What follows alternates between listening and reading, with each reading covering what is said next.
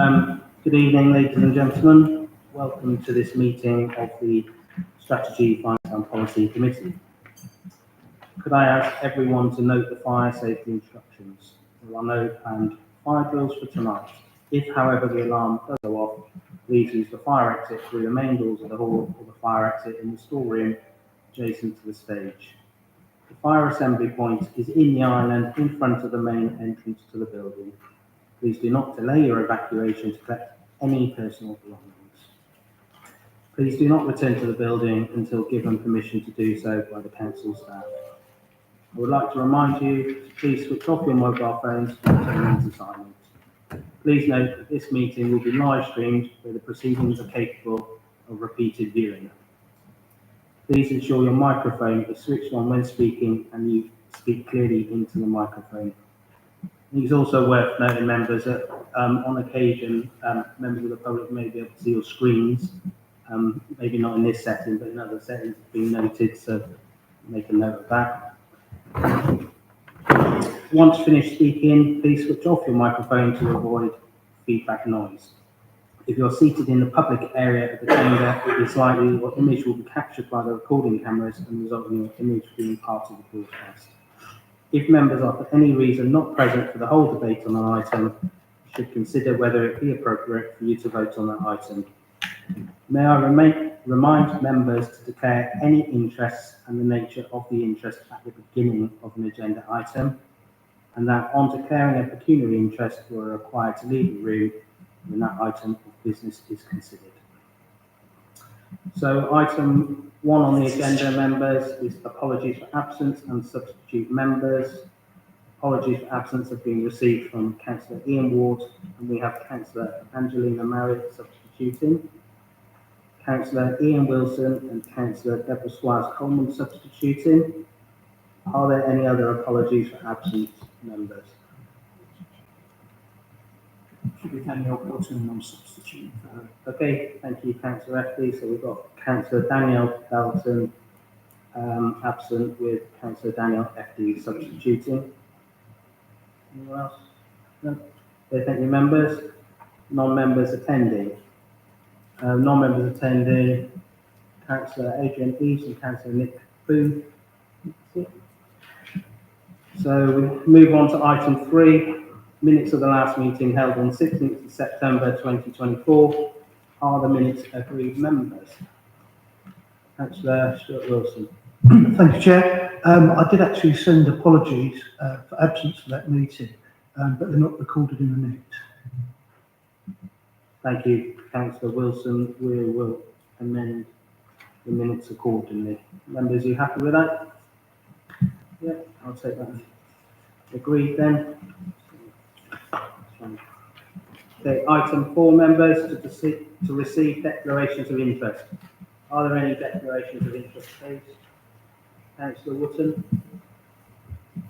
Thank you, Chairman. I'd like to declare a non-pecuniary interest in item 11 on the basis that I currently or could hold committee positions on outside bodies which could be affected directly or indirectly as a result of the implementation of this policy on RDC owned assets. Thank you, Councillor Wootton. Note to Councillor Daniel. Non-pecuniary interest as Chairman of the Streaming Performance Committee on items 7 and 8. Okay, thank you. Anyone else? No. Thank you, members. So we'll move on to item 5, public questions on notice. No public questions on notice were received. Okay, members, move on to item 6, which is the update from the chairman. Members, do you have any questions on this report? Yes. Related to this item, what I'd like to ask is if RDC will keep their current postal address of South Street until a permanent new address is found, because I believe that the launch pad is only a temporary situation, so to me it makes sense to just have the South Street postal address until something permanent is decided.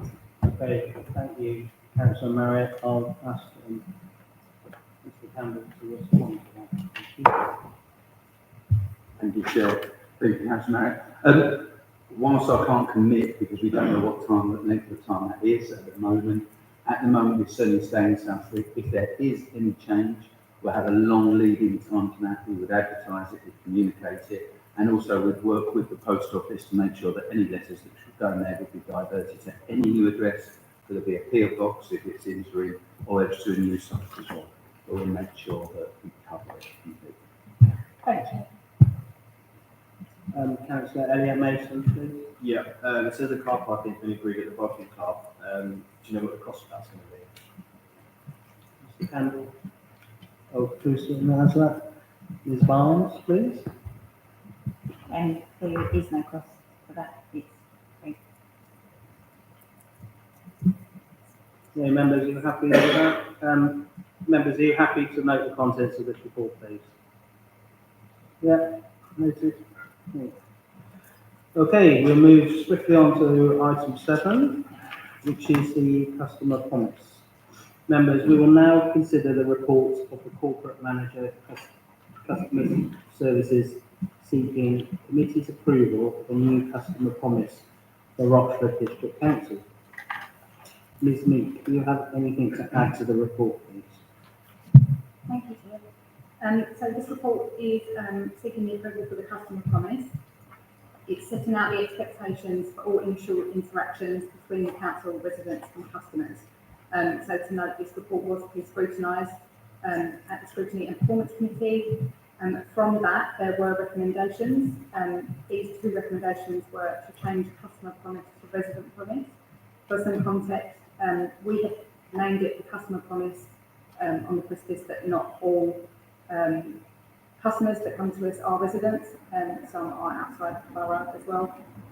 And the second recommendation was that promise be replaced with commit within the document. For a bit of explanation there, in the actual Appendix 1 document, the customer promise, where it has the 5 points saying we promise to be open and honest, we promise to make things easy and accessible, it's changing that word promise to commit. And the third recommendation is to approve the document. Thank you. Happy to take any questions. Councillor Woodson. Thank you, Chairman. Look, obviously I know the spirit of this, but if you actually start looking at the literal wording, we know that it's about RDCs, but actually you could rather cynically say this is what the customer is promising to RDC, because those are the words, customer promise. But then if you look at the recommendations, and keep it very tight, to change the customer promise to resident promise, so fine. Then 2, that promise be replaced with commit, yeah? So you go to R3, so presumably instead of to approve the proposed customer promise, we talk about to approve the proposed resident commit. Makes no sense whatsoever in those recommendations. I know I'm being pedantic on wording, but you know, if we're going to talk about something, we're going to talk about something that people understand rather than just change words. I mean, personally, I accept you can use the word promise, commit. Personally, I prefer the word pledge. That is a much stronger commitment on the part of the council. But I think we've got to be quite clear who's pledging or promising or service standards to who. The sentiment of the document I totally support. So I haven't got any real issues. It's being a bit pedantic over the words. I think in this case we've got to be a bit pedantic. So just on that, the first 2 recommendations were recommendations from Scrutiny and Performance Committee. No, okay, I'm just giving you that information. Okay, Councillor Marriott, please. Along the similar lines to Councillor Wootton, I just think it somehow we've got to reflect in what we say. It's from the council to the residents. So if we use promise, commit, or even as Councillor Wootton is suggesting, pledge, it's got to say council, promise, commit, pledge to residents. So it's from us to you. That's sort of it. I know we're playing about with words here. It's just so that the document reflects, because what it's about is absolutely fine. I just want to make sure that the heading reflects what the document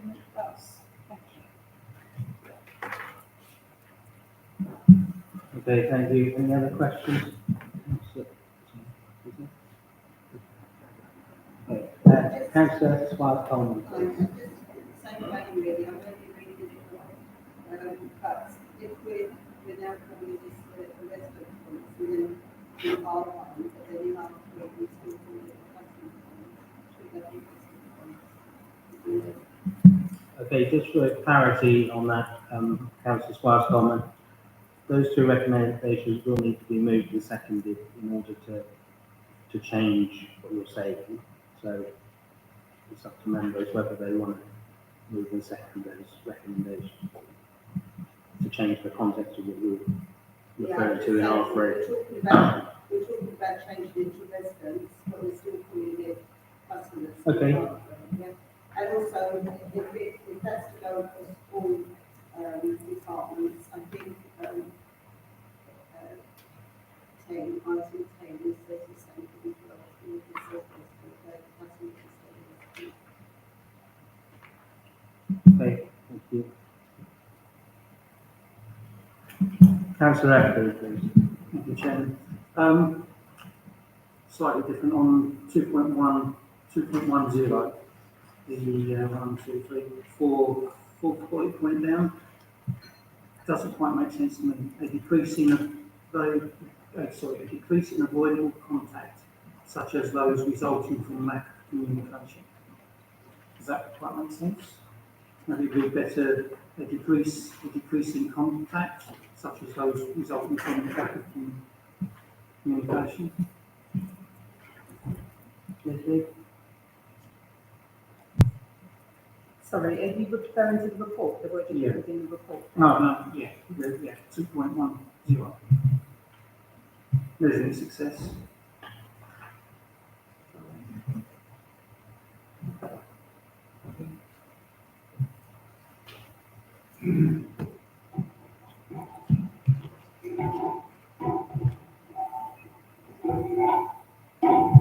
Sorry, excuse me, just while I try to look at that.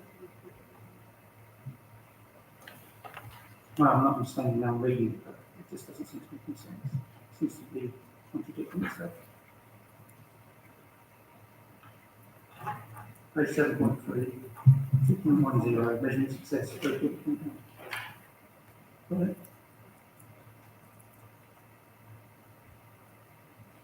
Yeah, sorry. So the decrease in avoidable contact, such as those resulting from lack of communication, with So having, that's an explanation of what it means. yeah, so having the standards in place, we would be able to inform the customer, stopping that contact and then coming back, not knowing what to expect on the journey. So that's what that refers to. I don't understand what you're saying, and I'm used to reading reports, so I don't know if the customer would understand it. Just to add as well, that's only in the report, that's not actually in the appendix document. So, measuring success, okay. Fair enough. And also one other thing. With the recommendations, so there's probably space in there to recommendation.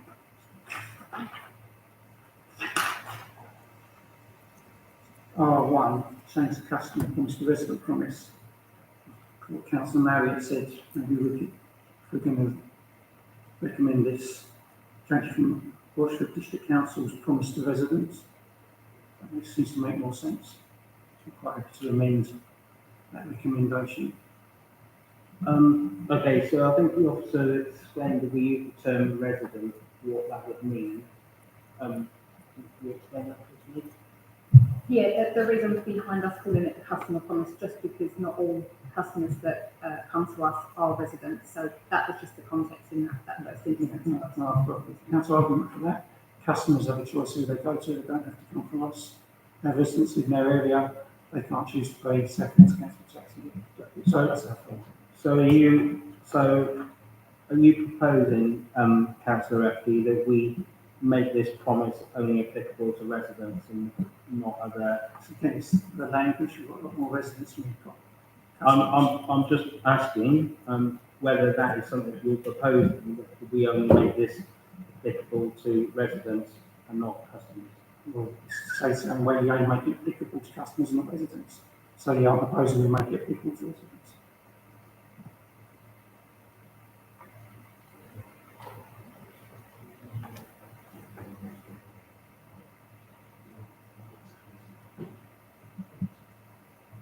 So do we,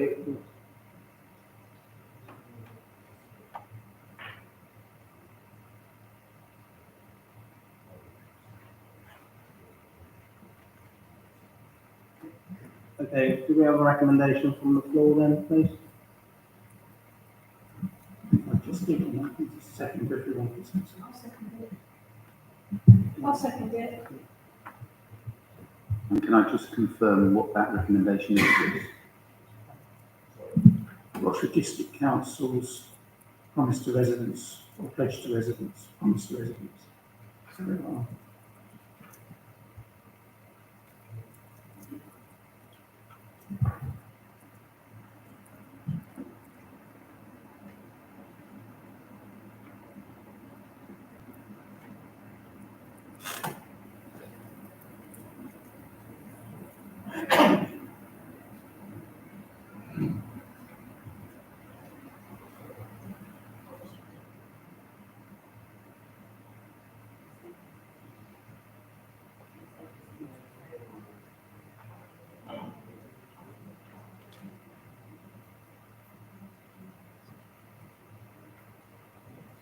Okay, members, so, just, sorry if it's a little bit confusing, so members, if, are members willing to accept the two recommendations from scrutiny and performance R1 and R2? Can we just take a vote on that,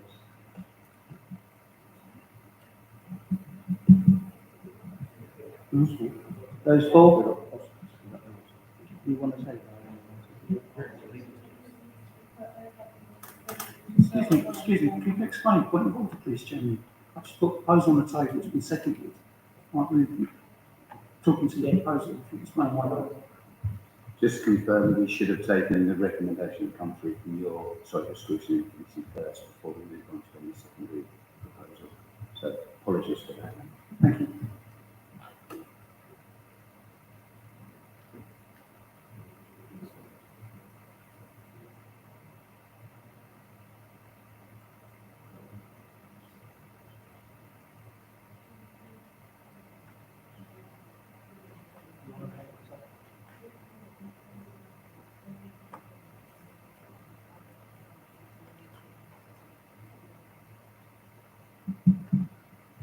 Okay, members, sorry. I think this is the way this report's been taken, the recommendations from scrutiny. So, members, we're going to take a vote on R1 to change customer promise to resident promise. Those for? Point of order, Chairman, it's not what I said. Rochford District Council's promise to residents. We've changed it. The original issue about R1, that was the original recommendation from scrutiny. So if you want to you've got to go through recommendation 1 to see if whether you're taking that recommendation that came from scrutiny, and then once the recommendation from scrutiny has been taken forward, then you can choose to make a following recommendation.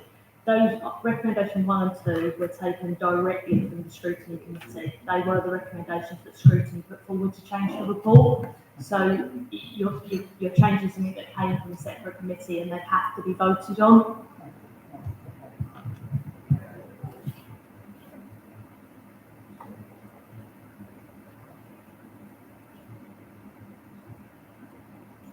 Chairman, if I could comment myself. Yeah, we at the Executive Committee did encounter a similar issue in slightly different circumstances, I must admit. But obviously, you have to take the recommendation, as the officers said, from the Scrutiny and Performance Committee. And of course, members have the discretion in voting to either vote for or against it. Clearly, if they vote against it, then they're seeking to put an amendment to it in a secondary fashion. So members should be aware that if they vote for R1, then they can't change it later. So if you don't like R1, please vote against it. Please vote against it in a majority, and you'll get your chance then to change it to something else at the end of that vote. That's the way I see it.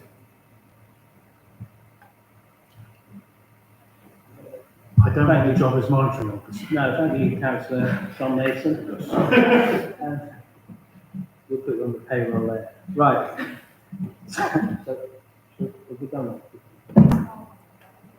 Okay, members, so we're going to take R1 to change customer promise to resident promise. All those for, members? And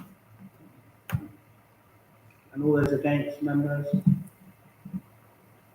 And any abstentions?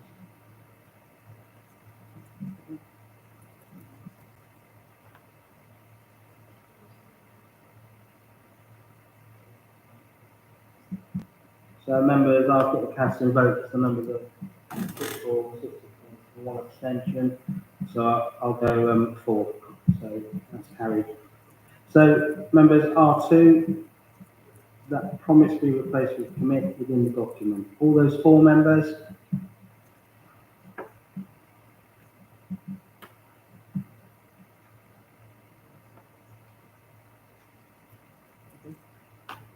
All those against? And any abstentions? So that's carried, members.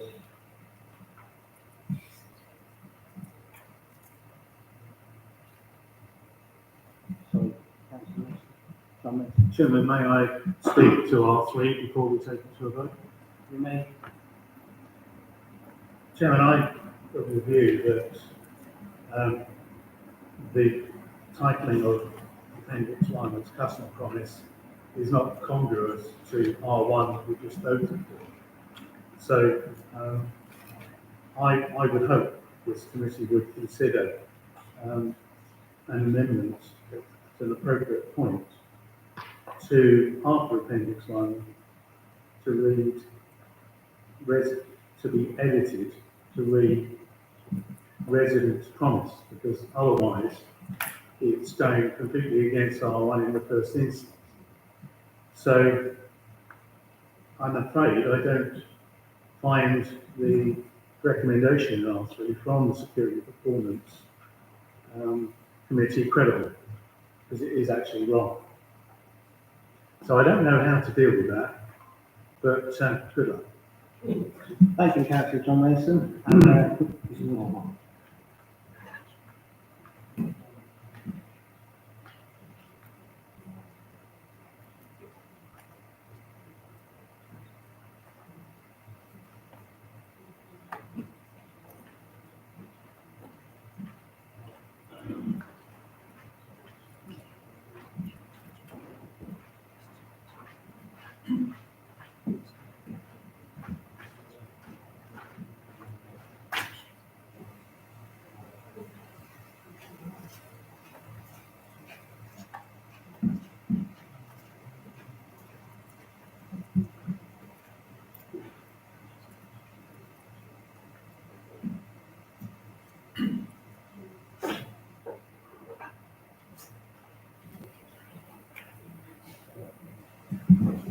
Okay, so I've just taken some advice from our officers.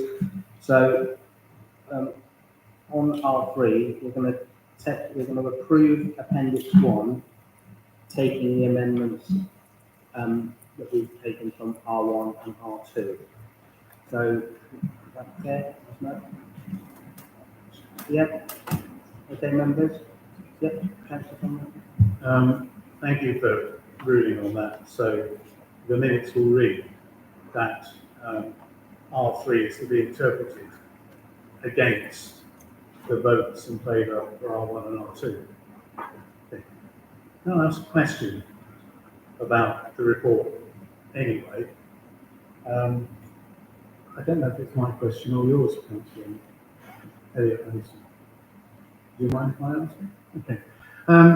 Chairman, if you remember, and I'm long enough in the tooth to remember, the Rochford District Council Customer Charter had a response time for emails and letters of 5 working days. This appendix now moves that to 10 working days. And I don't understand why. I don't understand why we're giving a lesser service to our residents. As far as I'm aware, organisations are moving to service issues, questions, complaints far quicker than previously. And indeed, I seem to remember when the customer charter came into place, email wasn't that prominent, but it is now. So I'd like to understand through you, from Stephanie, why 10 days has been chosen, why we've lengthened it, and more particularly, where in the report we talk about benchmarking, 10 days was found. I don't understand this at all. Okay, thank you. So I'm asking you now because R3 refers to the appendix. Okay, thank you. Thank you, Chair, and thank you, Councillor Mason. So in regards to the 10 working days for the emails and letters, we have proposed this because those other forms of contact, using our online forms or calling us, it's actually going through our customer relationship system. So it's where it records the whole journey for the customer. It's able to be tracked, monitored, recorded in a much more successful way than it getting lost in an inbox. So we're trying to defer people from emailing us and it getting sitting in somebody's inbox. And we're also putting auto replies on our inboxes as well. So we're directing people where there may be a better form of contact online. And that's the thinking behind it. Thank you, Ms. Mead. Councillor John Mason. I'd like to come back on that. Being a professional in this particular field, or at least before my retirement, I'm concerned that we're removing a channel, or seeking to remove a channel of communication from our residents. That is not acceptable to me, and it won't be acceptable to many professionals that I've worked with. I heard the officer talk about we want to persuade our customers not to send our residents, sorry. I was back to a former life. We want to persuade our residents not to email us, but to go through our system.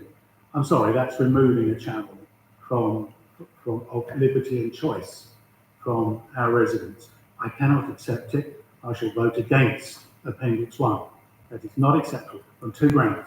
One, that we're lengthening it to 10 days and seeking to remove, under advice of the officers, an appropriate channel of liberty to communicate with the council. Thank you. Thank you, Councillor John Mason. Ms. Mead? Sorry. Okay, so just to clarify the position, we're not removing emails, but it is incredibly difficult to track emails that might go to individuals' inboxes, so it's hard to ensure that you're getting a quicker response. The quicker response is to be through the defined online form. So when you're emailing the more generic inboxes, that goes through our CRM and an online form, and we can track the response times. What we're saying is we can only commit if it's an email that's gone to any officer, it's impossible to ensure that those responses are coming back within those quick response times. That we can do through a dedicated online form that's looked at through our customer services team. So we're not seeking to remove emails, but the timescales of when it's tracked through our like team inboxes and through an online form can be tracked and can be responded quicker. If you are emailing with something that's undefined into an officer's inbox, that is difficult to ensure that every member of staff is able to respond to those as quickly as we can with the online forms, where you've got a whole team of people who will respond to it. So just for clarification. Just to add to that is that so it would be incredibly difficult to have a service standard if it does go into an individual mailbox if the officer's on holiday for fortnight, and we're not going to get back to them in 10 days. So anyway, I'll come back to you, Councillor John Mason. I've heard the explanation, I don't agree with it. I run organisations many times greater in size with the number of employees than this organisation, and run it as customer on behalf of customer service, resident service, call it what you like. Every officer had a situation where they knew they had to respond within the appropriate given organisational timescale. And if it was 5 days, it was 5 days. It didn't need to be lengthened to take into account that sort of loss. And it isn't too difficult when an officer's away, Chairman, for a mailbox to be monitored either in an auto or personal fashion. So I disagree most fervently with this reduction in level of service to our customers, particularly as the recommendation is about becoming a slave to process. We've become a slave to process, we are forgetting all about customer service, resident service. Sorry, Chairman, I'm voting against. Okay. Councillors, Thank you, Chairman. I certainly totally agree with the foregoing statement. But, for example, we as councillors often hear from our residents, "No, I could never get through to Rochford Council. I phone them, the phone rings and rings and rings." Now, how fair that is as a statement, we'll leave open. But I would like to see something like telephones are answered within 3 rings. That's what used to happen in my organisation. Perhaps 3 is ambitious. But now we have a telephone system that encourages all sorts of behaviours, some good and some not so good. Just coming up on the original point, I certainly accept the explanation, certainly accept that, and I realise it's given in good intent, because actually you can't monitor 10 days. So I don't know why 10 days is in there, because you just can't monitor the scenario that you've said. So I think, I'll be honest, I agree with the sentiment of what you're trying to achieve. I don't really think they're smart, to use the good term that we all understand, in what they're trying to do. I think it's words on a bit of paper without actually saying how they're going to be enforced, controlled, and reported on. Thank you, Chairman. thank you, Councillor Wilson. Yeah, just in terms of the answering within a certain timescale, that is monitored through our performance channels, and it's not being put into this document because it is so changeable with what people see, and for reasons like that. So we wanted to keep this as a promise that we will get back to you within these times, and we will be measuring those as best as we can with the tools that we have and the systems that we have. Thank you. Thank you. Any more questions? We'll move to the vote then. So we're going to take R3 with the amendments in R1 and R2 members. So members, all those, we've got a seconder? Michael? Councillor Hoy? Yeah. Okay. So all those in favour, please, members?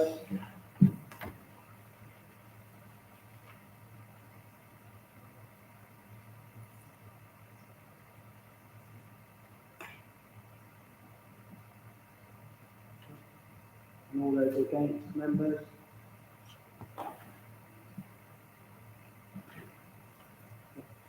So that's carried, members. Chairman, I'd like my vote against recorded in the minutes, please, because I can't sit as someone who's had that role professionally to in any way ever see that I agree with it. Other members may be the same. That'll be recorded in the minutes. And I'd like mine recorded as well, please. Of course, you're welcome.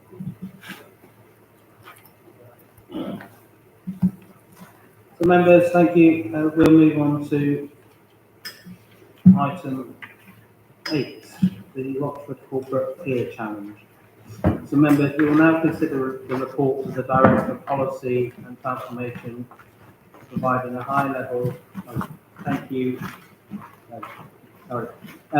We will now consider the report of the Director of Policy and Transformation, providing a high level overview of the scope of the peer challenge. Mr. Campbell, do you have anything to add to the report? Thank you, Chair. Good evening, members. This is the corporate peer challenge for Roxford that's going to take place from the 31st of March to the 3rd of April 2025. Before you is the report that sets out the scope.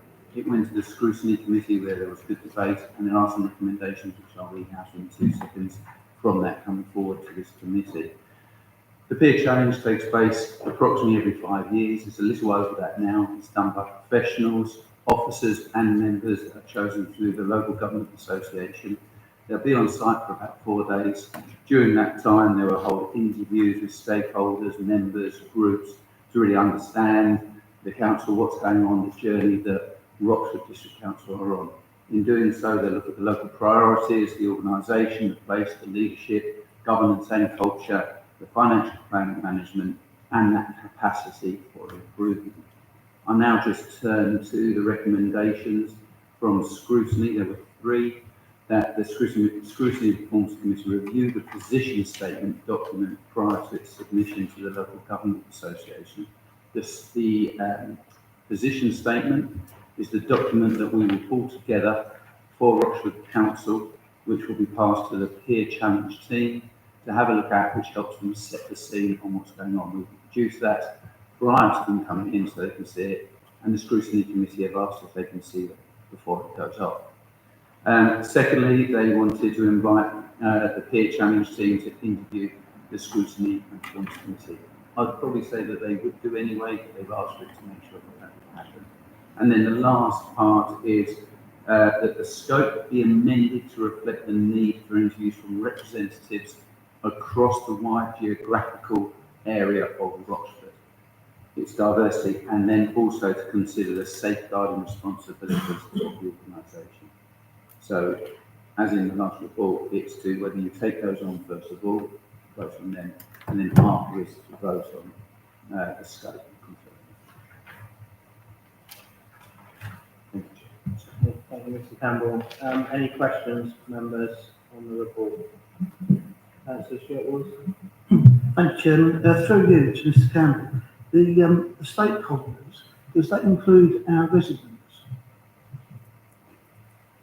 Mr. Campbell. So all I would say is that usually, yes, it does, but it usually include a group of residents. But it's obviously the peer challenge team that asks to see people. We can recommend groups as well. So Any other questions, members? Okay.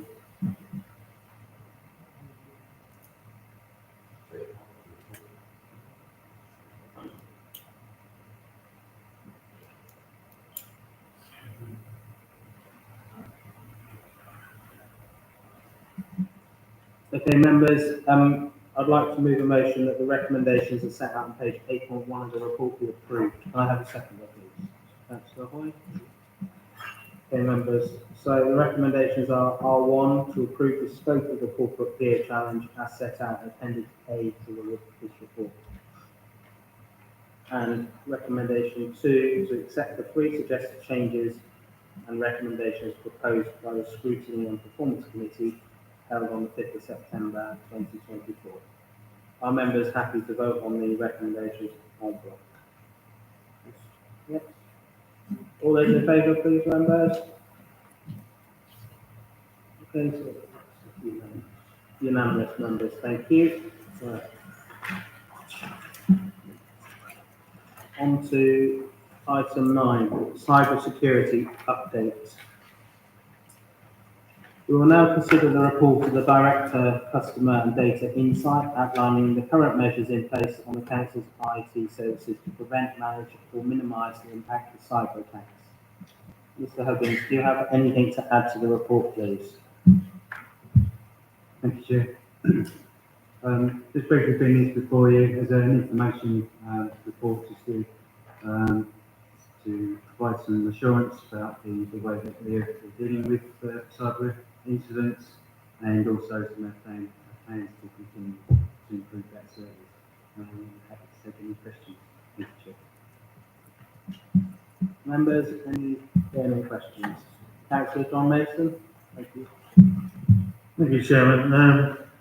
I had a struggle with something in the report that is in capital letters JISC. I couldn't work out what that was. I couldn't see a cross-reference, so my memory is obviously failing, so I'm in trouble.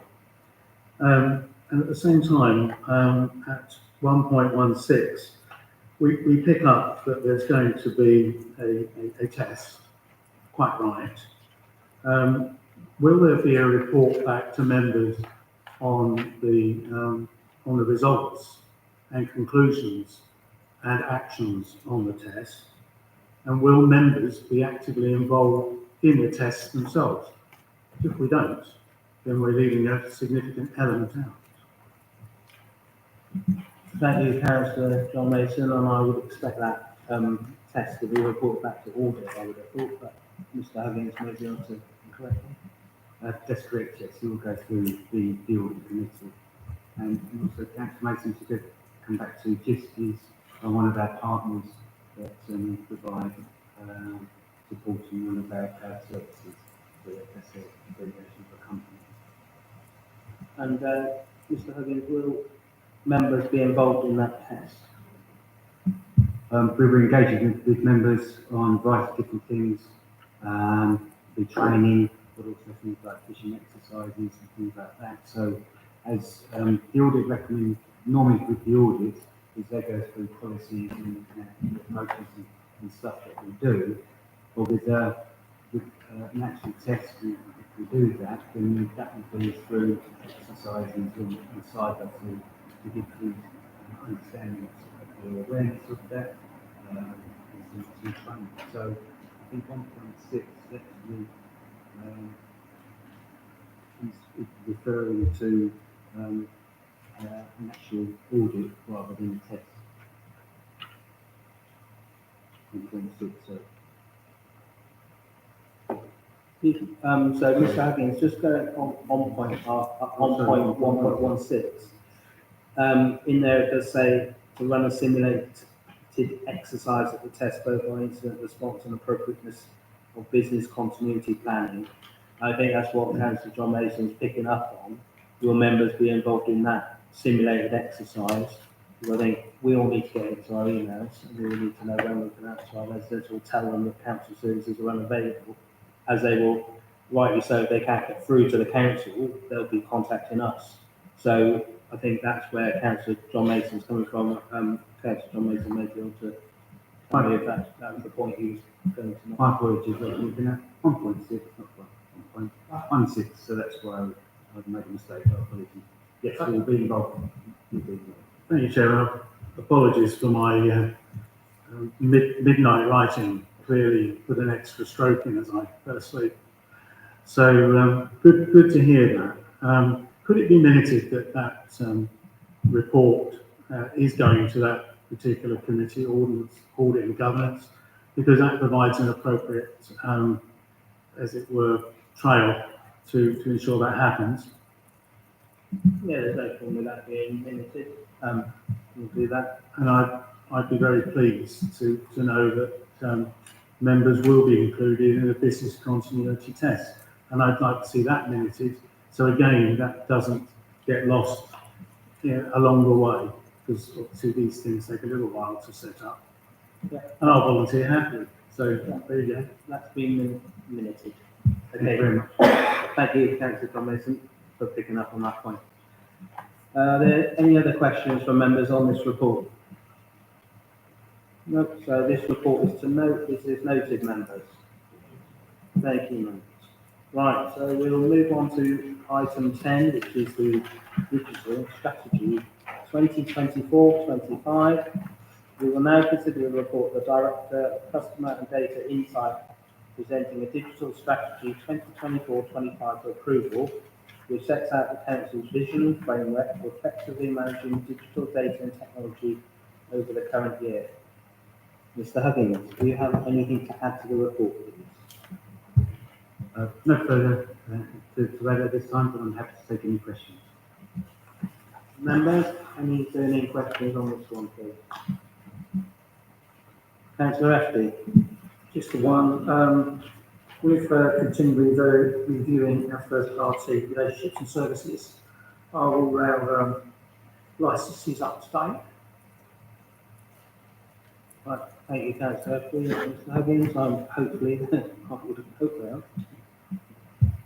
The flow licenses are up to date. Is there anything you're particularly referring to, or?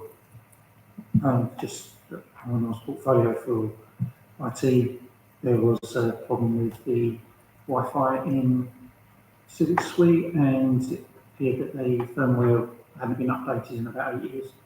So, just wondering what happened before. So you refer to licenses, I think, Councillor Humphrey, not Firmware inside different. very Yeah. different. Okay, so, They hadn't bought the license for that, so it wasn't updated. sorry, can we They have hadn't updated the firmware? the license for a while, that's why it wasn't firmware, wasn't it? Right, okay, thank you. Mr. Huggins? Thank you, Chair.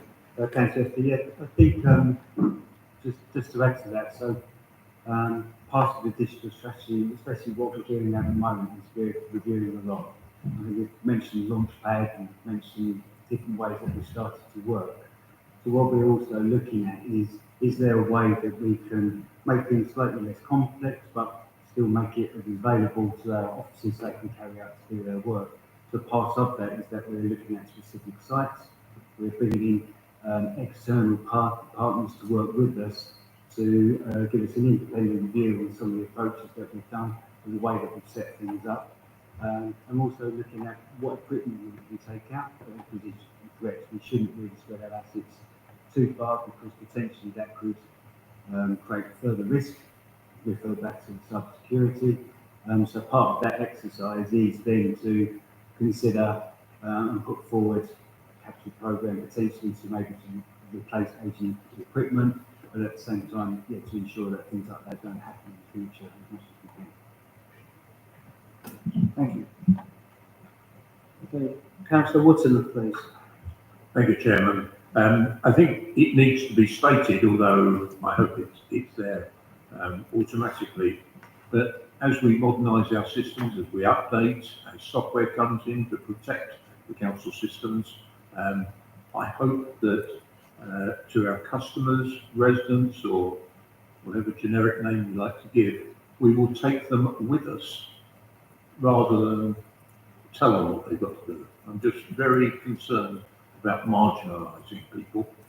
Sometimes you don't have to encourage, but I've spoken this afternoon to a 97-year-old resident, and he has said that email and the modern IT systems at his age are a little bit beyond him, and he doesn't intend changing. And I think we respect that. But seriously, I think we all get frustrated. We need to be dragged along at times, but I think it's making sure that we don't marginalise people, because IT experts are experts and they assume that we all know exactly what we're doing. It's quite clear to me that certain software has been put in, because my computer won't do certain things now that it used to do. It won't print, it's things like that, and clearly there's software going in for security purposes. I don't have an issue with it, but in doing it, it does stop some of the basic things going on. We have to password check it and do sort of thing. Thank you, Councillor. And so you make a good point, and it is a priority of our administration that digital inclusion is high on the agenda. So,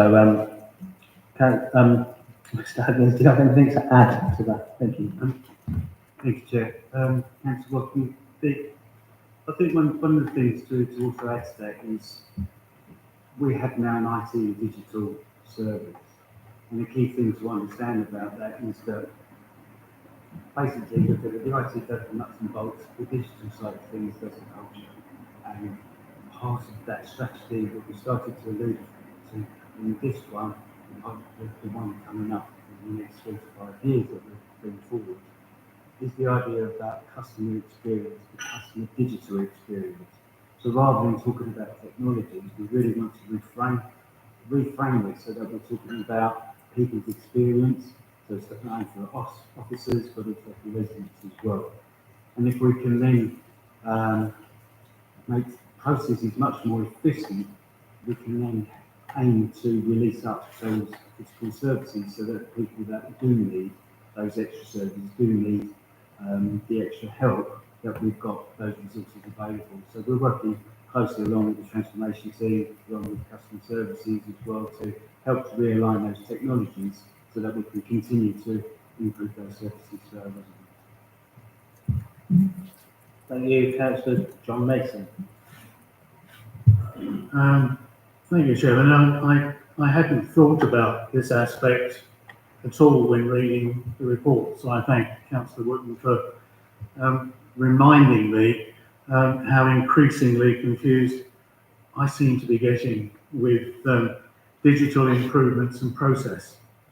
In fact, if you'll indulge me telling a small story of trying to open an account with an online bank, I found it quite impossible to be able to send the appropriate IDs and other documentation to them to allow me to do so. In fact, it got to the point where I couldn't do it from the phone at all because I just didn't have an app to scan with. Oh, that was new. I didn't know that I could. Okay, so I learned something there. I could take a photo, but that wasn't acceptable. Although actually, I think we all know a scan produces a TIFF or a PDF, and I didn't know quite why I couldn't succeed. But suffice it to say, the bank came up trumps. Mr. Mason, as young as you are, and as interested as you are in opening an account with us, we'll now mark your account with vulnerable. So I said, oh, right. So what does vulnerable mean? Well, it means that if you have trouble with technology, then as soon as you phone and say, I can't figure this, then we'll really help you. So that came back to customer service again. Hey, as I said earlier, don't get so tied up with process that you forget the people. And as much as you may like the idea of improving and enhancing process, just remember these banks have been doing this for a long, long time, probably longer than this council, and they're now turning around and talking about people again. So that's my message to this council now. And I hope I echo what Councillor Wootton was also saying in a slightly different way. Thank you, Councillor John Mason. I mean, Coots are pretty good like that, actually. Councillor Hoy. Yeah, thank you. I think it's a really good point made by Councillor Wootton and Councillor John Mason. Just so members are aware, I'm meeting with the digital exclusion officer from the digital inclusion officer about exclusion on the 3rd of October, and I think our chief executive is also going to a meeting organised by them as well with Councillor Louise Lafina Essex as well. And I think a meeting's been arranged for as well with the same officer. So we are very much aware of it, and it is, as Councillor Lucas said earlier, it is a high priority for the administration. Can I have a very short comeback? A very short comeback is to say, we were talking about our residents, our customers. Let's not also forget our members. If we want to attract the widest opportunities to elect members, we have to accept that we're going to find people who will stand for election and will be elected who do not have the skills to operate high-level digital services. Please don't exclude them once they're elected. So please accept at the beginning that they are going to be supported. So just to come back on that, Councillor John Mason, that is again high on the agenda with the training programme, and it's being looked at by Mr. Berkinshaw. So I absolutely get that point that you've made there, and we should not assume that everyone has digital skills. So yeah, we are actually actively looking at that. So members, is there any more questions? Okay, thank you. So I'd like to move a motion that recommendation 1 as set out on page 10.1 of the report be approved. Could I have a seconder, please? Councillor Hoy.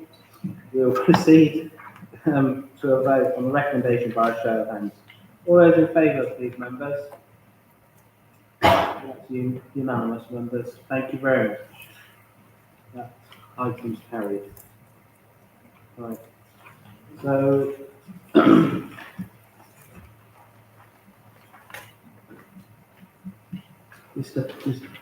Yeah, Mr. Huggins, you're free to leave. Thank you very much. Right. Chairman, just a reminder, I've declared an interest in the next item, so I won't. Yes, fine, thank you, Councillor Wilson. So, members, item 11. We will now consider the report of the Director of Assets and Investments containing the final draft of the policy which updates the existing asset disposal framework dated September 2018. Ms. Barnes, do you have anything to add to the report, please? I've got nothing further to add, but I will let Andy Dean, our corporate manager, introduce the report because it is his work. I'm not going to do it.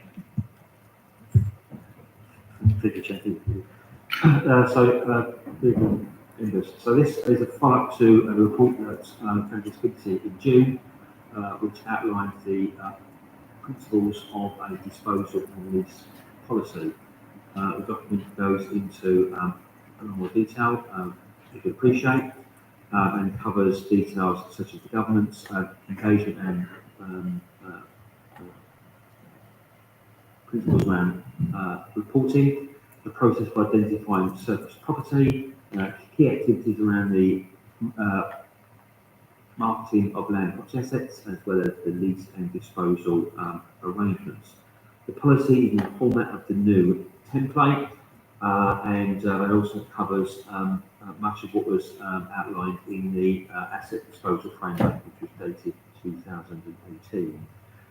There are two recommendations associated with this report, which is contained in the appendix and outlined as I've just discussed, is to ask members to agree their asset disposal policy as set out in the appendix, and also to look and approve the delegated authority to the Director of Assets and Investments in conjunction with Section 151 officer in response or in relation to the sums that are delegated to officers regarding disposals in lease policy, and that is set out in recommendation 2. And I'm obviously happy to take a question regarding the policy and report. Councillor Stuart Wilson. Thank you, Chairman. I've got nothing really to say on the disposals framework. It looks like a good improvement. But there is one area that I've got concern over, which is that very often we've experienced this recently on the council. When you try and when an asset comes up for disposal, there's not just a technical officer there route through, but also there's often a political dimension as well. And what I would like to suggest or propose is that for the recommendation 2, not only in conjunction with Section 151 officer, but with the chairman of this committee as well, so that then covers off the sort of political dimension of it. Okay, thank you, Councillor Wilson. I'm happy to second that amendment. So you want to make that amendment to include chair? So after Section 151 officer, it should just say, and the chairman of the Strategy, Finance and Policy Committee. Okay, thank you. Any other questions? Councillor John Mason. Chairman, I'd like a ruling on this now. I was speaking to the amendment and asking questions. So okay, just bear with me then. So do we have a seconder for Councillor Stuart Wilson's amendment, please? Okay. So, yeah, speak to the amendment. Yeah, just bear with Councillor Marriott, I'll come to you. Speaking to the amendment, I don't think the amendment helps me, which enables me to speak to against it, I'm afraid, because the issue I have is I can't make a judgment at all about 200,000 excluding that, or 50,000 excluding that, because I just don't know if they're the right parameters or not. I haven't got a clue, and the report doesn't give me any clues either. Should it be 200,000? Should it be 400,000? Should it be 0? I don't know. I tell you why I'm concerned is because over the last year, I had an inbox full of issues around assets and disposals, and in particular from both the members and also from members of the public. And because of that, I'm not sure, as I said at the last meeting, the meeting before last, that I wasn't entirely happy for there to be an immediate discretion with officers anyway, because of past experience. But so I'll accept that can be brought forward in a different way, as this has. I've got no problem with the framework. We are being asked under item 14, excuse me for digressing, but it is directly connected, for a full review of the assets we have and to form individual policies around what we want to do with the overall portfolio and individual parts. Until that work's been done, when that work's been done, I will have a much clearer view on just whether 200,000 or 50,000 makes any sense at all. So I can't cross over somebody else's amendment, but I would, if I'm allowed to say, I would say defer R2 until we actually have completed the working group work under item 14. And when we get to item 14, I should say the same thing. Okay, thank you, Councillor John Mason. Can officers, do you got anything to add on those points, please?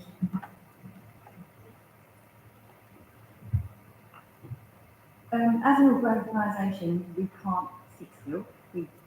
You're right, there is a piece of work currently around our asset management strategy. And we have looked at benchmarking across other councils, and most delegations and other councils are far higher.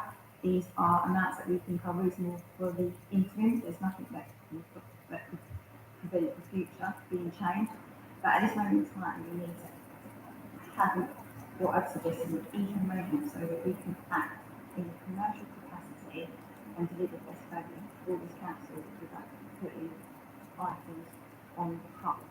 So the 50,000 was based on the previous constitution, and 200,000 was based on benchmarking with other organisations and decided it was a reasonable amount for this moment in time in where we are at as an organisation with our reviewing our assets.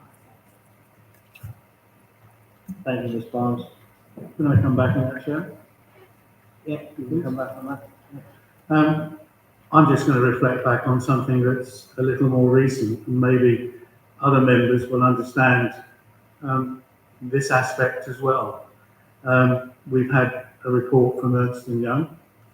It spoke about ensuring that there was proper process around things that we agree to and things that we make decisions upon, which they, I wouldn't say cast doubt on, but it made it clear that the council will make sure that there is a process. And part of the process of getting to an understanding of delegated authority under R2 must be informed by the process of that the working group is actually going through. I don't foresee that there's going to be any long delay in the working group doing their work, coming up with a report across all of the assets, coming up with a recommendation of overall policy and individual policy, and therefore I am not comfortable, I will not agree, in particular, taking due note of what Ernst & Young has to say about proper process. I will not be able to sit and agree and vote for a delegated authority at this time. Okay, thank you, John Mason. Officers, do you have anything to say on reflection of what Councillor John Mason's said about the audit report? Obviously, as professionals, we will always take into consideration the field report. In the report, it states, obviously, in paragraph 2.4, that the current scheme delegation states each chief officer is authorised to act on behalf of the council in relation to any matters, including spending decisions within the service areas for which they are responsible. So subject to any limitations imposed by any provision of law or in the Constitution. At this moment in time, there is no limit in the Constitution, so we are proposing to put a limit in there to act in proper practice and diligence, and for myself alongside the section 1.1, acting professionally to deliver the best outcome of legislation for decisions. Thank you, Ms. Barnes. So we'll come over to Councillor Manning. I'd like to say that I'm in broad agreement with Councillor Wilson. Only I'd like to add that I think a recommendation should be agreed between the section 1 officer and the chairman to be brought back to this committee so that it's at a public meeting, the public can see what the discussions are around it, because even money coming in from the sale of an asset is still public money.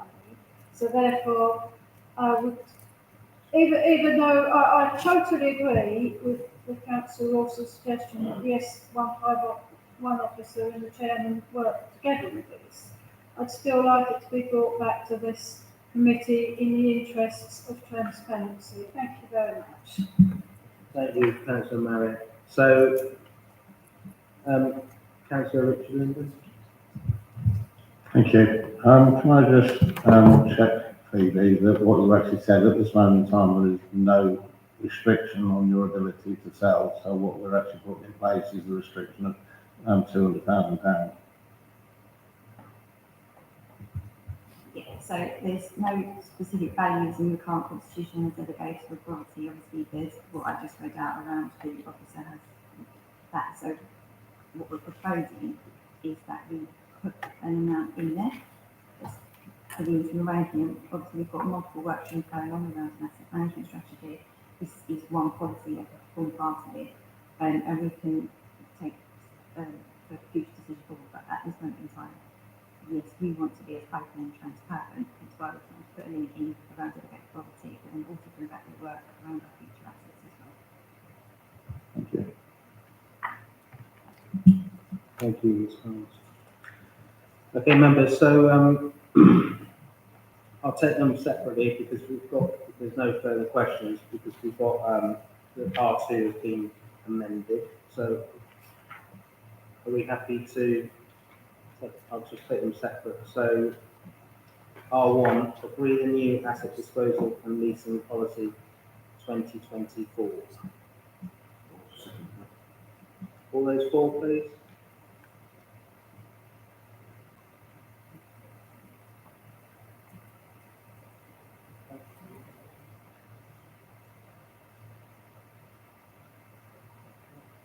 All those against? And all those that wish to abstain?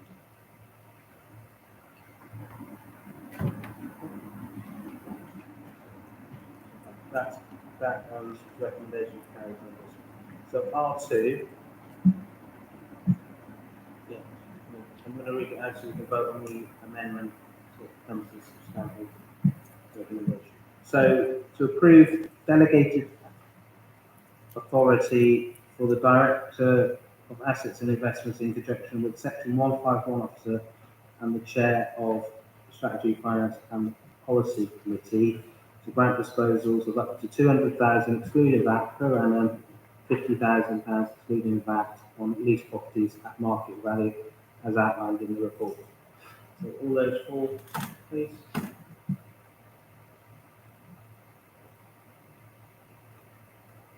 That's 9. All those against? And abstentions.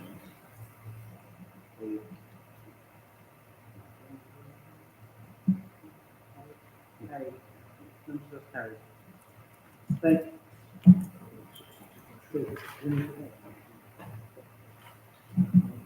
No. Okay, thank you, members. Right, so we move on to item 12.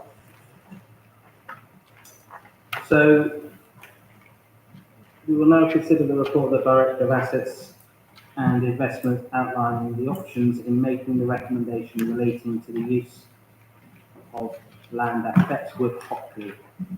Ms. Barnes, do you have anything to add to the report? again, I will, let Andy, introduce the report. Thank you. Yeah, this report outlines an approach to the use of some land which is fenced off and which was a former play area at the Fetchwood. And the use being proposed in this report is for a working dog training group to utilise the land. The report sets out the proposals and requests from that group and sets out their financial implications as the area is currently overgrown and contains remnants of the former play area. The report seeks to set out some options which are reflected in the recommendations as they go forward on how this piece of land may be used and the implications both financial and non-financial. And I'm happy to take questions around the detail. Okay, thank you, Mr. Beer. So, are there any questions from members? I understand, Councillor Reeves, you've got a question on this item.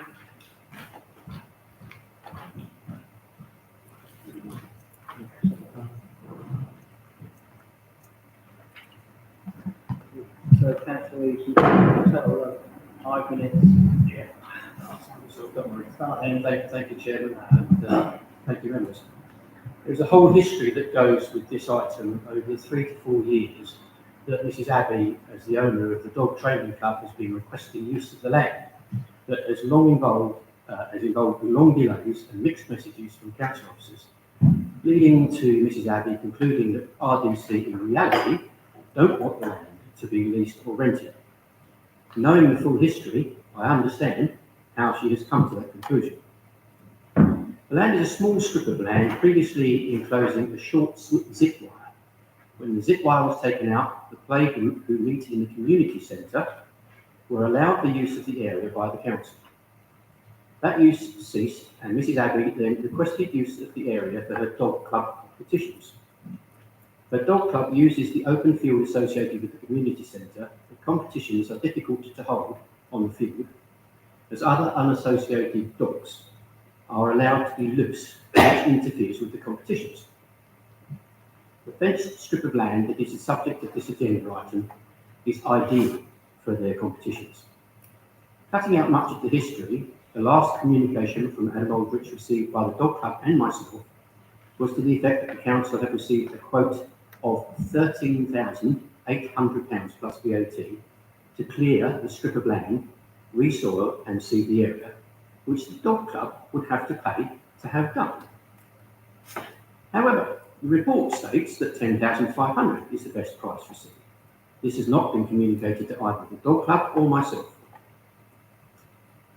As a result of receiving these, I carried out an exercise by copying the specification of the work to the groundwork company that one of our parish councils used and asked them to quote on that basis. Their quote has come back at £5,289 plus VAT, some jump from £13,800 plus VAT, almost a third of what was relayed before. The dog club do not have the funds to pay for the refurbishment of the area. I'm aware that there is no budget, but have discussed feasible options with Andy Beer for the council to be able to fund the work. Option 3 in the report is not an option, as to do nothing will introduce risk to the council on a number of levels. The point to note also is that the council previously allowed a playgroup to use the area, the only difference between then and now being that it had become overgrown. The bark and concrete bases that are now being cited as reasons to not let the dog club have the space were all still there when the playgroup were allowed to use the area. This points to inconsistency in historical officer advice, either in ignoring safety concerns when allowing the playgroup to use the area, or being deliberately obstructive to the dog club. Either option doesn't paint the council in a good light. The dog club have offered to clear and maintain the area as the only condition. This was originally indicated as being acceptable, before the later decision to impose complete refurbishment on the plot was put forward. My request to the committee would be that you defer this item to allow other quotes to be received and other options for this strip of land to be considered. Thank you. Thank you, councillor Reeves. Mr. Beard, do you have anything to respond on that? Thank you, Chair. Thank you, Councillor Reeves. When I do acknowledge in 1.7, that's information in the past has been confusing and I appreciate what needs this. So I'm focusing my call on information I've seen, even if I've seen etc. So I think there is acknowledgement that there has been some confusion over the regards. And what I've tried to set out in the poll is the information that's best known to me. Obviously, we have a history of all in detail and quoted the details of the quotes being into by Open Spaces team and good faith obviously presented the details that were set out in the report and his recommendations that are set out, and I would agree that option 3 obviously would just keep the name as is until we can take us forward. Thank you, Mr. Beard. So I'll just note that not all quotes are equal, if they have a waste carrier license. Okay. So, Councillor John Mason? Thank you, Chairman. No surprise, I'm moving deferment. I shall now set out the basis for the deferment. I am moving deferment to the next meeting of this committee for officers to obtain further competitive quotes and establish at the lowest quotation to specification if there is any positive feedback coming from the community on funding.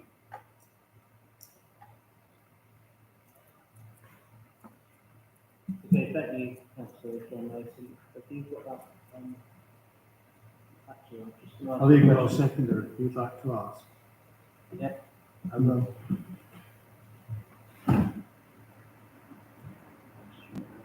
How many quotes do we have?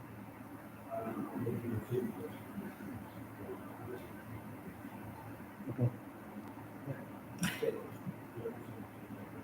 The report does suggest that the open spaces team do an initial sweep of the area to perhaps identify in a bit more detail those kind of obstructions which may help with a firmer quote. Obviously, there'll be a bit more detail in terms of the obstructions that will be removed. If that helps. Okay, do you have a second there, then, Councillor Mason? Yeah, Councillor. Yeah,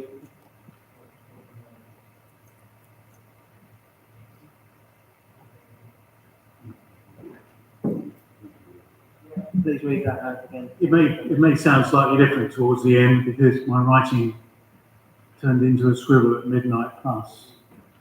I'm moving deferment to the next meeting of this committee for officers to obtain further competitive quotations and establish at the lowest quotation to specification if there is any positive feedback on funding from the community.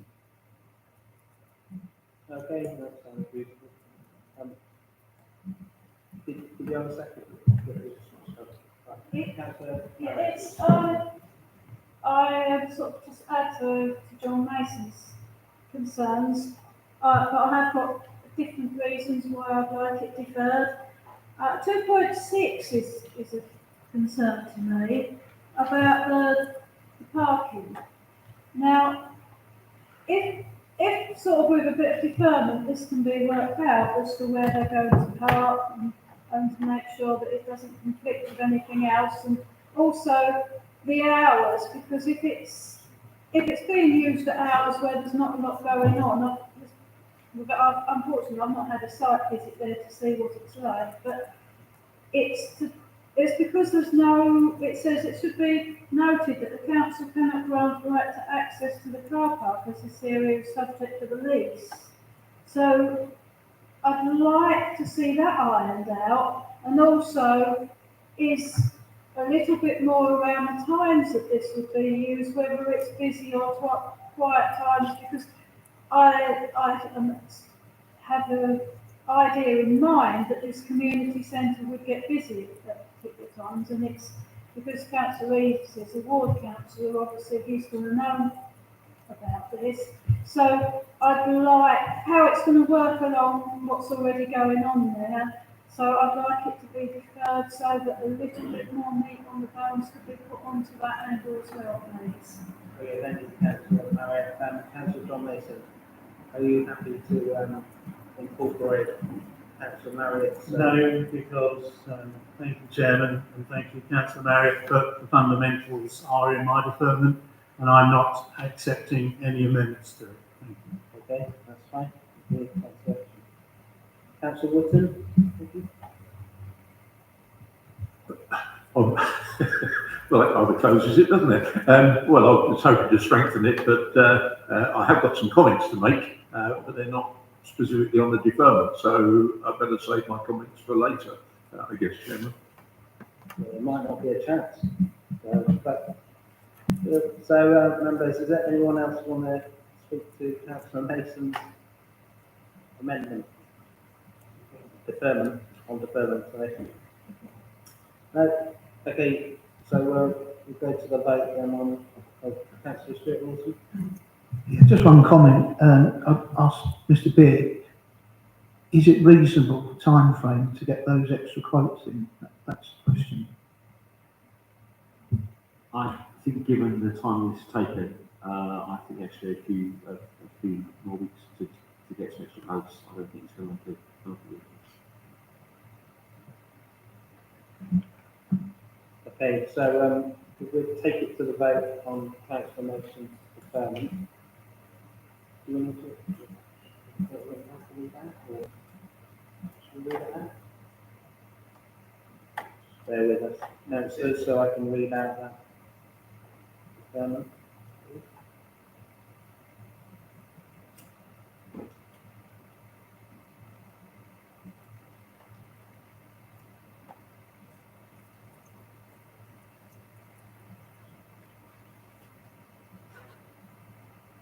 In the moment, Chairman, can I recommend that if, as a strategy committee, it's going to be lots of things like this happening.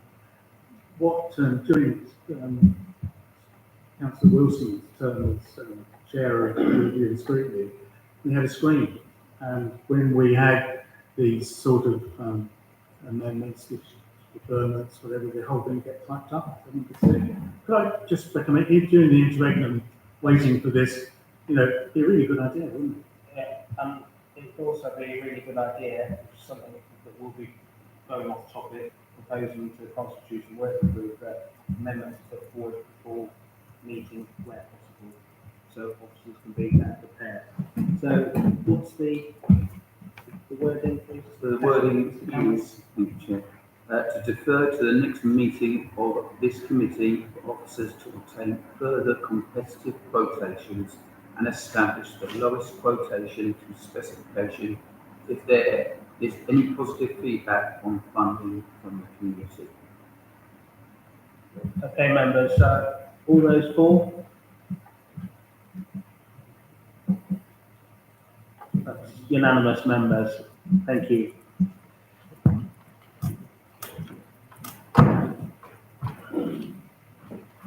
So, members, we're moving on to item 13. We will now consider the report of the Director of Assets and Investments, proposing that it is recommended to full council that an additional £300,000 is requested for 2024-25 capital programme for roof works at Clements Hall Leisure Centre.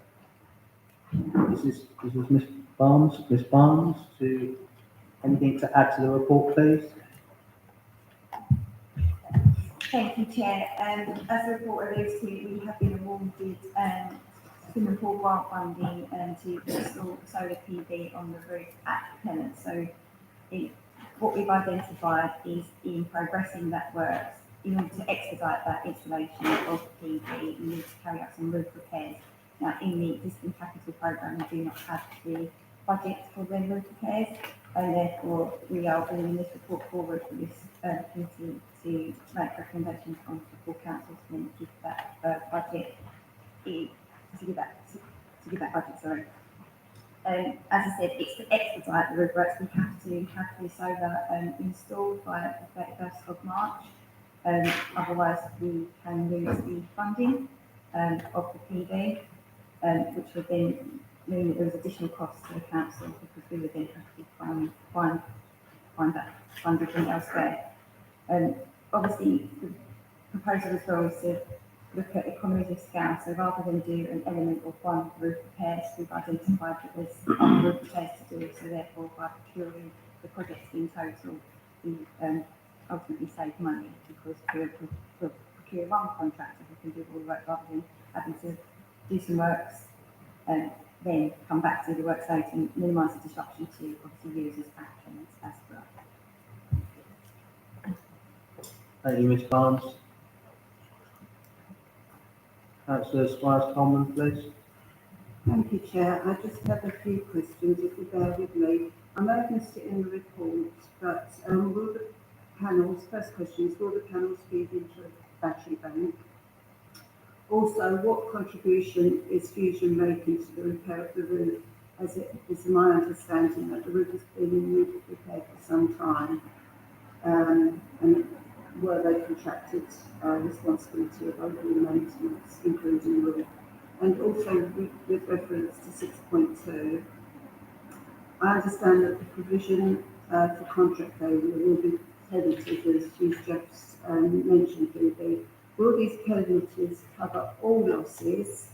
And I have no experience of contracts at all, but will these penalties include in the losses that the savings we would have made with the system?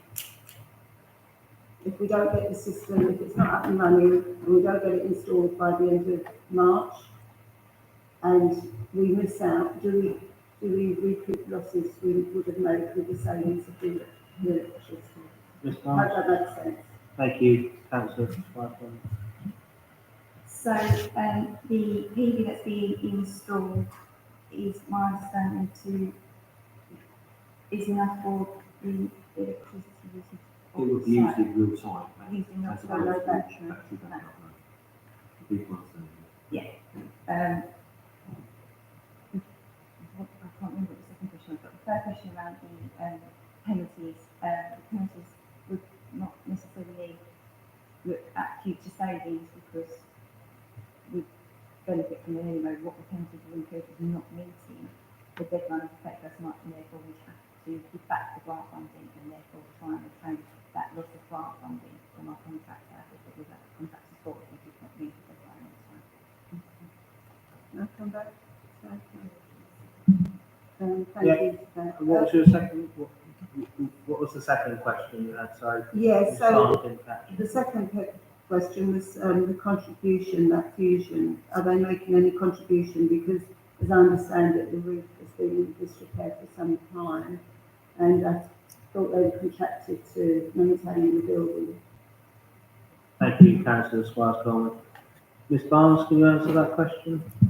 So Fusion, as their contract, have done repairs on the way to the roof. What we are proposing is doing a roof replacement, which is betterment, and therefore betterment doesn't sit within the current contract. Fusion can buy it to the council at putting the £300,000 forward to benefit not only installing the PV, but also after change to the company underway as well as the future operator. Can I come back? Yeah, last time. Come back. Yeah. Okay, thank you. Sorry, with regards to the first point regarding the battery bank, can that be fitted, in future as funding? Is that? So Just bear with me. Have you finished with your question? Yeah. Yeah. Okay, Ms Barnes. yes, so there is an opportunity, and at the moment, what we're using is the grant funding that we have to maximise as much PV with the grant funding, and then the 300,000 is to want to ensure that the roof lasts, so you thought the roof lasts for the same amount of time as the PV installation, and to be able to hold the PV. And as part of the asset management strategy, that will have a stream around our creating our estate to carbon neutral. So if additional PV could go on to create them targets, and that we would look at that in the future.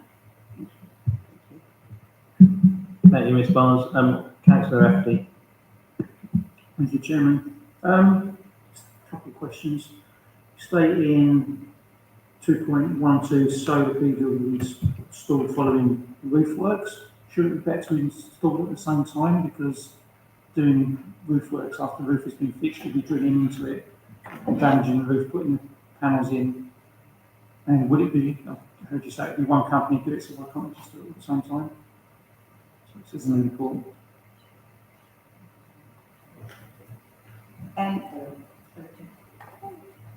Councillor FD, is that, I thought you said you had a couple of questions. Yeah, the other one is, well, you said that putting this PV on will benefit the council and benefit the new provider of the leisure contract when that's done.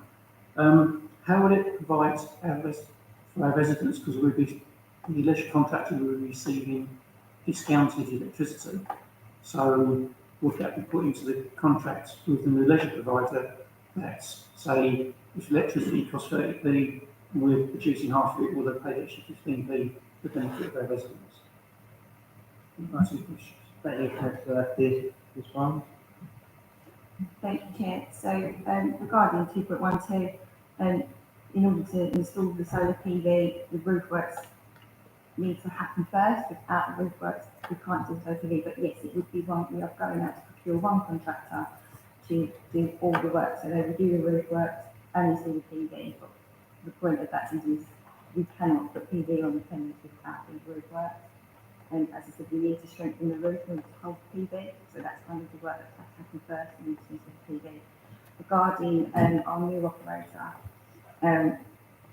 we, as part of the big process, are highlighting that these works, we have the funding that these works are going on. Therefore, as part of the management fee around the future contract, it is generating an income sense back to the council, to the residents, is going to the general fund, is not budgeting position, it should be confidential back to the council. Thank you. Councillor Woodson. Thank you. Thank you, Chairman. Look, the principle of this report I totally support. So, let's start at a very positive point. So there we are. But I do have a number of questions. And without wishing to hammer the nail too much, there has often been a pretty rough line between what is the council's responsibility and what is an operator's responsibility when you have a leased building. And I have quite painful memories of people speculating on other assets within the council portfolio. We just happen to be sitting in one such building. Anyway, and whether fusions respond where they lie. Now, I'm a bit confused because you just talked about betterment, and I quite understand betterment, and effectively you're improving the capital structure. But then on 1.1, the council has identified that there is roof repairs required to extend the life of the building, the roof. Well, that is completely at odds because there's a repairs and maintenance agreement with Fusion. So they have failed in their obligations on the repairs and maintenance. So it's all far too woolly for me. I agree with what this is trying to achieve.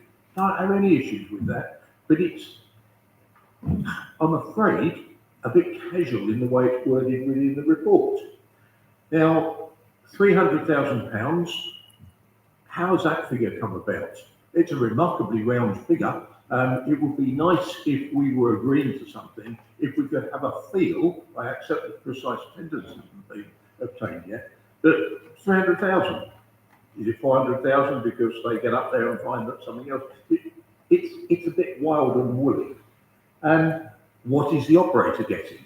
I think that should be covered in the report, at least in terms of consecutive terms. I accept not in Christmas terms.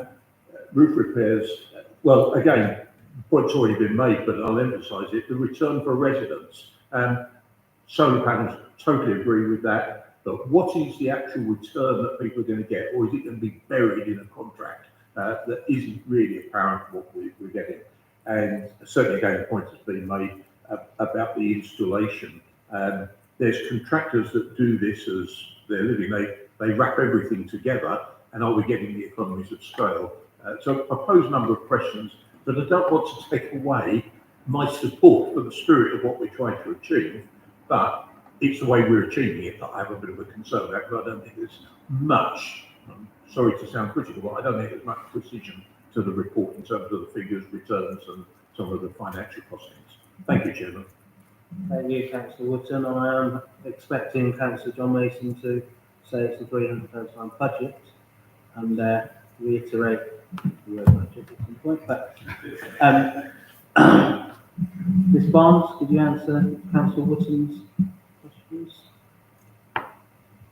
I will try, and hopefully I will, and then obviously if I've missed anything, please let me know. But regarding the fusion point, obviously this report is not specifically around our current operator, it's purposely around how we need to or want to spend the money with the original consumable grant fund. We are currently having ongoing decisions around their liabilities and what needs to be done. I appreciate your comment around the wording, repairs, it's not repairs, it's capital expenditure that's been identified from our stock condition surveys. The report is to kind of highlight that if we don't have this budget, and the budget is a budget, it has been informed by, we've had a contractor go on site, go up on the roof and inspect and look at the roof on the main sports hall, the cafe area and the squash courts area, alongside the specification for PV. And yes, it's a budget of around 300,000. It was slightly less, I've rounded up to 300,000 because in the past, in my previous life of finance and work of finance, we like round numbers with a budget. And so from that perspective, obviously regarding the new operating agreement, we're in a live procurement, so there's not much we can disclose on that. And as part of the procurement and as part of installation, we have to monitor the outgoing supply and the incoming supply to then quantify the savings, which have been an open discussion, as open book approach with our contractor part of the service. Another point to add is the leisure centres aren't leased. We have no lease arrangement with Fusion. We just have a managed contract with them, which makes it slightly more difficult around the applications and repairs from a legal perspective.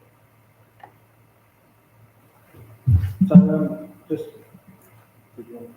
just on that point, Ms Barnes, you have had legal advice on the position between the council and the current operator in those terms of leases. So, right, Councillor Wootton, would you like to come back? Thank you, Chairman. Look, despite my earlier comments, my sympathies are with you when you actually try and look at a repairs and maintenance lease, because there is a debate as to whether or not something is worn out and it's beyond its normal useful life, or whether it's a repair. So we'll leave that point there. But certainly, if I were installing solar panels on my roof, one of the calculations I would be making is what is the return on investment. And I think we ought to have some indication as to what the return on investment is, even if it's in generic terms, because I appreciate we can't talk about a specific operator, but I would like to see that residents are going to get the benefit. It's all very well for this money to have come in from, I believe, central government. I believe it's the UK Shared Prosperity Fund. I think that's where. So one can say, well, it hasn't been raised by residents of the district, but we are accountable to residents. Sorry, Councillor Wootton, to interrupt. On page 13.5, I think the ROI is there. So under 9.2, it's on the table. I beg your pardon. It's okay.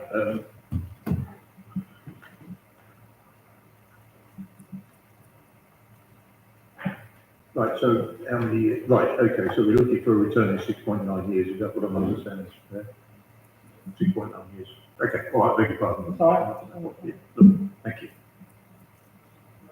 Sorry, I know I interrupted. Did you finish? Thank you, Chairman, yes. Great. Councillor John Mason, please.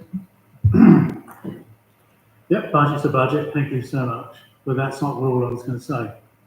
I was really interested to hear that we've had legal advice, particularly around the issue of whether there is any appropriate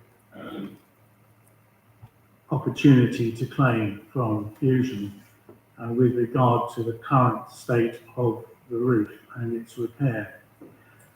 Chairman, at the risk of being a complete nerd, I would like to see in the minutes the legal advice in writing on that.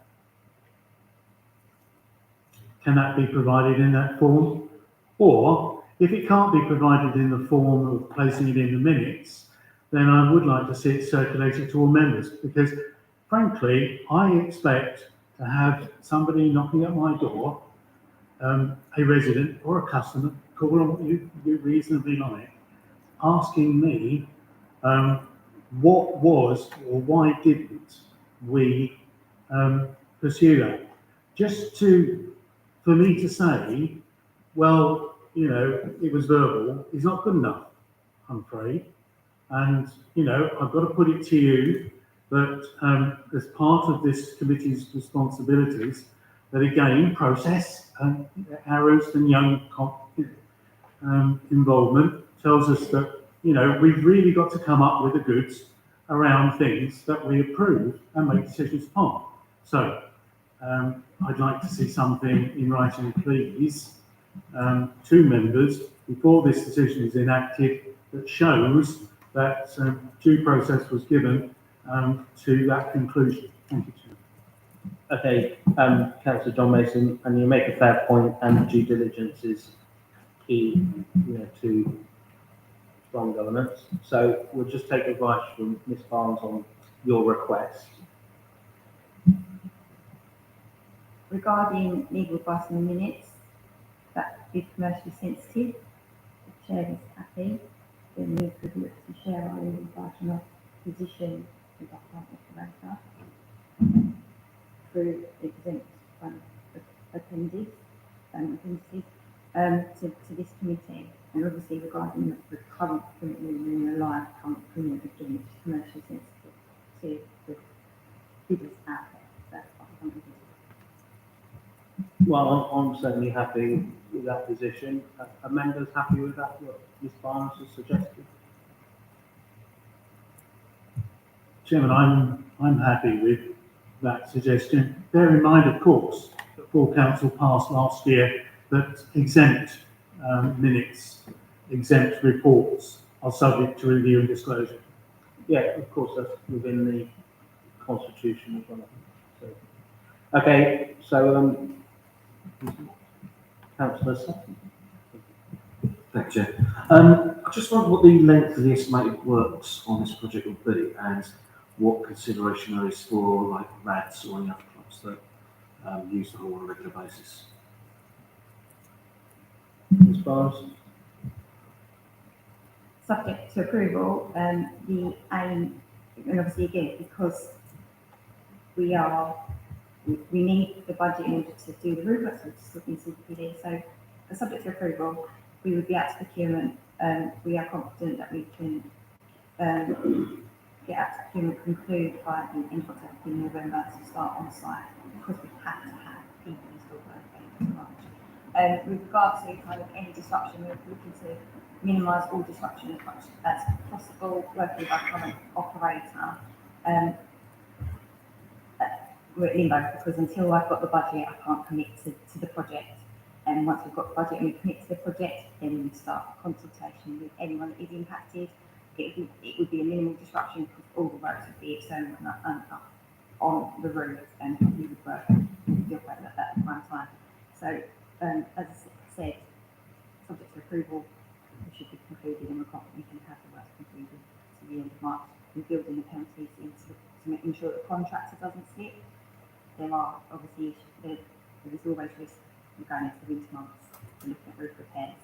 So, but with the expert consultants that we have, they're confident that we can work to task as limited. Otherwise, we run the risk of having to hand back the funding that we've been awarded. I don't want to be handing back the funding that we've got. It's to improve the estate, the carbon reduction as well. So we need to maximise all return funding that we can get. Okay, members, everyone ask your questions. Okay, so members, I will now move the motion that recommendation 1 set out on page 13.1 of the report be approved. Can I have a seconder, please? Councillor Coyle. We will now vote on this recommendation by a show of hands. R1, that the committee recommends to full council that an additional £300,000 is requested for the 2024-25 capital programme for roof works at Clements Hall Leisure Centre to expedite the installation of solar PV at Clements Hall Leisure Centre. All those in favour?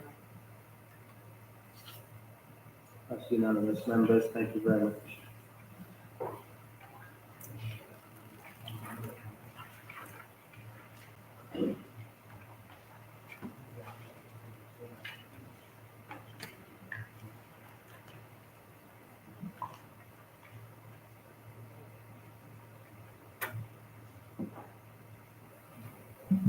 Okay, members. The meeting has now lasted roughly 2 hours. I would like to move a motion without notice in line with the committee procedure rule 9N to extend this meeting for as long as necessary in order to complete the business. Can I have a second there? Councillor Stuart Wilson. All those for? All those against? Anyone wishing to abstain? Okay, members, that's carried. We will press on through the business. Right, so we're now on to item 14, members. Did anyone want a break before I start this item? Yeah.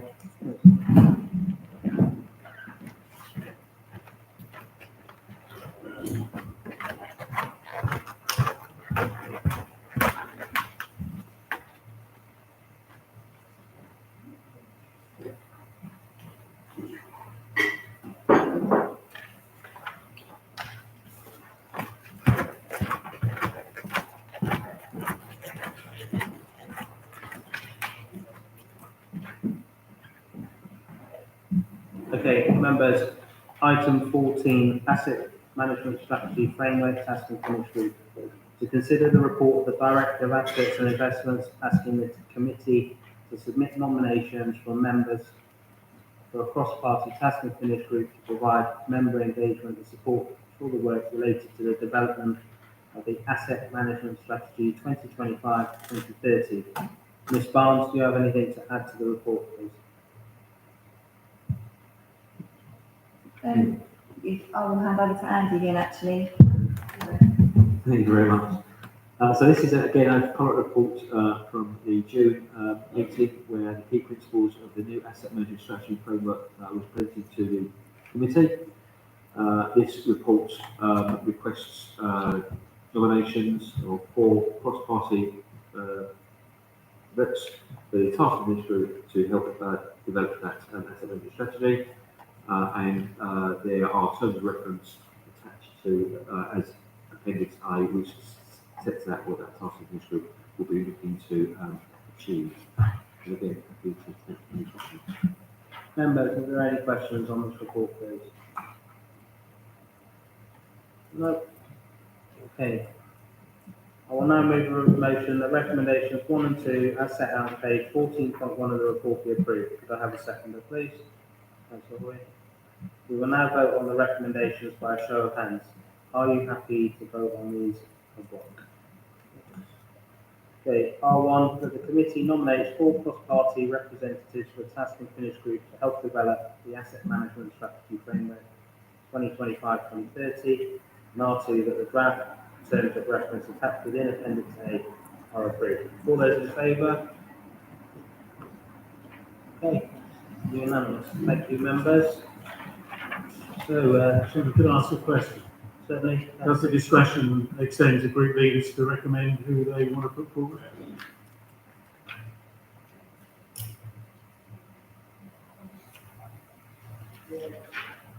Yeah, group leaders just come make the recommendations to me, Councillor John Mason. Give you right now, Councillor Ian Wilson, thank you very much. Thank you, Councillor Mason. Noted.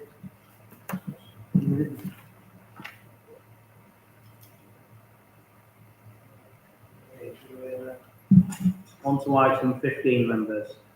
Key performance indicator, complaints and FOI working party. We will now consider the report of the Director of Policy and Transformation presenting the report of the key performance indicator complaints and FOI working party following the consideration of the Q1 2024-25 performance data. Mr. Campbell, do you have anything to add to the report, please? Thank you, Chair. Evening again, members. Nothing really to report or add to that. You've summed it up nicely. This is the first time this working group met, the first time we've considered performance, complaints and FOIs in this manner. There was a healthy debate between officers and the members that were present. It's the first time this has come forward. So you will note in the minutes of that meeting and the graphs that some of the comparisons aren't there at the moment. That will build up over time as we do quarters on quarters, annually on annually. The information is there for members to note, and happy to take any questions. Thank you, Mr. Campbell. Councillor John Mason. Thank you, Chairman. We're back on customer service, I'm going to call it that, and residents service. Great report, really interested in reading it, looking forward to seeing how it continues to progress across time. Complaints is a very big part of this. Have we got a definition of what we consider to be a complaint, please? Because that's what every other organisation does, particularly across the financial world, to be able to actually determine whether somebody's complained or not. So we don't seem to have that. So I'm asking, is consideration going to be given to it? And if you are, do you want to share it? Thank you, Councillor John Mason. Thank you, Chair. Thank you, Councillor Mason. So we follow the code of conduct set out by local government about how we do our complaints. And we consider, and I will have to refer back to Officer Meek, who's actually left this evening. But we take everything that if someone makes a complaint, and that is a formal complaint, we take that through and follow it through. So we actually take anyone that makes a complaint as formal and we work that through. I will ask Stephanie Meek to confirm what that is. I don't think there's a clear definition, I understand, but I would have to be corrected by Stephanie Meek. Could I suggest something, Chairman? Just so it makes it quicker. Any expression of dissatisfaction, whether justified or not, is a complaint. Again, I'll have to refer back to what our definition is with Stephanie Meek, who takes these complaints at the working group. Great. Mr. Campbell, are there any other questions, members? No. This report is to note, members. Is this noted?